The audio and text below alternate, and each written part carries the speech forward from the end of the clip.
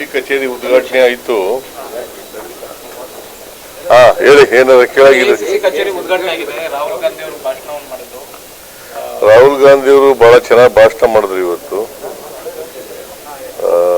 ಖರ್ಗೆ ಅವರು, ಅವರಿಬ್ರು, ಮಲ್ಲಿಕಾರ್ಜುನ್ ಖರ್ಗೆ ಅವರು, ಅವರಿಬ್ರು ಭಾಷಣ ಮಾಡಿದ್ರು. ಬಹಳ ಚೆನ್ನಾಗಿ ಬಂದಿದೆ ಕಚೇರಿ. ಸೊ ಹಂಗಾಗಿ ಅದರ ಉದ್ಘಾಟನೆ ಆಗಿದೆ. ಸುಮಾರು 15 ವರ್ಷನ ಪ್ರಾರಂಭ ಆಗಿ ಮನಮೋಹನ್ ಸಿಂಗ್ ರವರು ಇದ್ದಾಗ ಅದು ಶಂಕುಸ್ಥಾಪನೆ ಮಾಡಿದ್ದು. ಇವತ್ತು ಸ್ವಲ್ಪ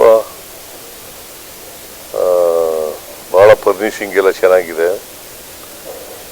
ಪ್ರೆಸಿಡೆಂಟ್ ಕಚೇರಿ, ರಾಹುಲ್ ಗಾಂಧಿ ಕಚೇರಿ, ಸೋನಿಯಾ ಗಾಂಧಿ ಅವ್ರ ಕಚೇರಿ ಎಲ್ಲ ಚೆನ್ನಾಗಿದೆ, ಚೆನ್ನಾಗಿ ಮಾಡಿದ್ದಾರೆ.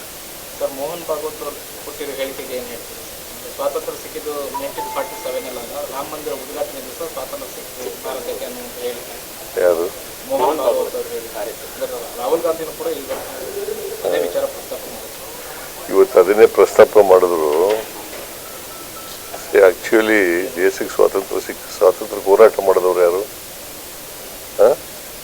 ಬ್ರಿಟಿಷ್ನವರು ಯಾವತ್ತು ಓದದ್ದು ಬಿಟ್ಟು ಭಾರತ ದೇಶನ 1947. ಮತ್ತೆ ಅದನ್ನ ಮೋಹನ್ ಭಾಗವತ್ ಆ ಥರ ಹೇಳಿದ್ರೆ ಏನಂತ ಹೇಳೋದು? ದೇಶಕ್ಕೆ ಸ್ವಾತಂತ್ರ್ಯ ಸಿಕ್ಕಿದ್ದು ಯಾಕಂದ್ರೆ ಅವರು ಬ್ರಿಟಿಷ್ನವ್ರ ಜೊತೆ ಶಾಮೀಲಾಗ್ಬಿಟ್ಟಿದ್ರು. ಸೊ ಹಂಗಾಗಿ ಅವರು ಆ ಥರದ ಹೇಳಿಕೆ ಕೊಡಲೇಬೇಕಲ್ಲ. ಮೋಹನ್ ಭಾಗವತ್ ಅವರು ಹೇಳಿರ್ತಕ್ಕಂಥದ್ದು ಸರಿಯಾದ ರೀತಿ, ಸರಿಯಾದ ಭಾಷಣ ಮಾತಲ್ಲ. ಸರ್, ಜಾತಿ ಗಣತಿ ವರದಿ ನಾಳೆ ಏನಾದರೂ ಸಂಪುಟದಲ್ಲಿ ಮಂಡನೆ ಆಗುತ್ತೆ? ನಾಳೆ ಮಂಡಿಸ್ಬೇಕು ಅಂತ ಇದ್ದು, ಅದು ಸ್ವಲ್ಪ ಇನ್ನೊಂದು ವಾರ ನೆಕ್ಸ್ಟ್ ಕ್ಯಾಬಿನೆಟ್ ಅಲ್ಲಿ ಮಂಡಿಸ್ತೀವಿ. ನಾಳೆ ಆಗಲ್ಲ.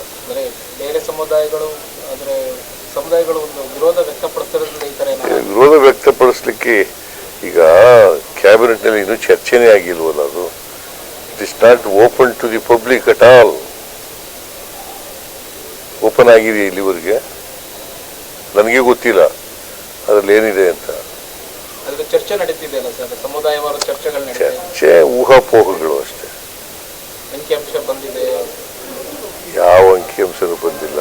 ಕ್ಯಾಬಿನೆಟ್ನಲ್ಲಿ ಚರ್ಚೆ ಆದಮೇಲೆ ಎಲ್ಲರ ಅಭಿಪ್ರಾಯ ತಗೊಂಡು ಏನ್ ಮಾಡಬೇಕು ಅಂತ ಯೋಚನೆ ಮಾಡ್ತೀವಿ. ಸತೀಶ್ ಜಾರಕಿಹೊಳಿ ಅವರು ಹೇಳಿದ್ದಾರೆ ಕೆಪಿಸಿಸಿ ಅಧ್ಯಕ್ಷ ಸ್ಥಾನ ಬದಲಾಗಬೇಕು, ಲೋಕಸಭೆ ತನಕ ಮುಂದುವರಿದೆ ಅಂತ. ಹೈಕಮಾಂಡ್ ಅವ್ರು ಏನ್ ತೀರ್ಮಾನ ಮಾಡ್ತಾರೆ ಅದೇಪ್ಪ.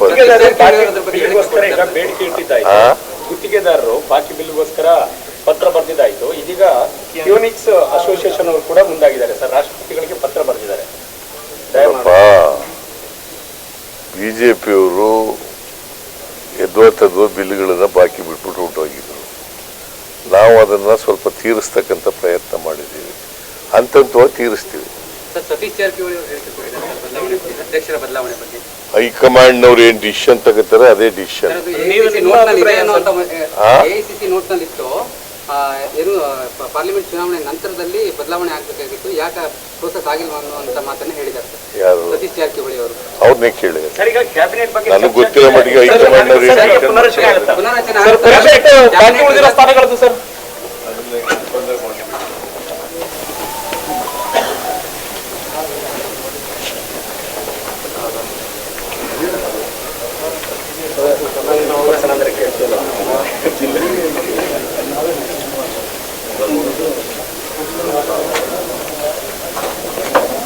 ಹೆಚ್ಚಿನ ವಿಡಿಯೋಗಳಿಗೆ ಪ್ರತಿಧ್ವನಿ ಯೂಟ್ಯೂಬ್ ಚಾನೆಲ್ ಸಬ್ಸ್ಕ್ರೈಬ್ ಮಾಡಿ, ಬೆಲ್ ಐಕಾನ್ ಕ್ಲಿಕ್ ಮಾಡಿ.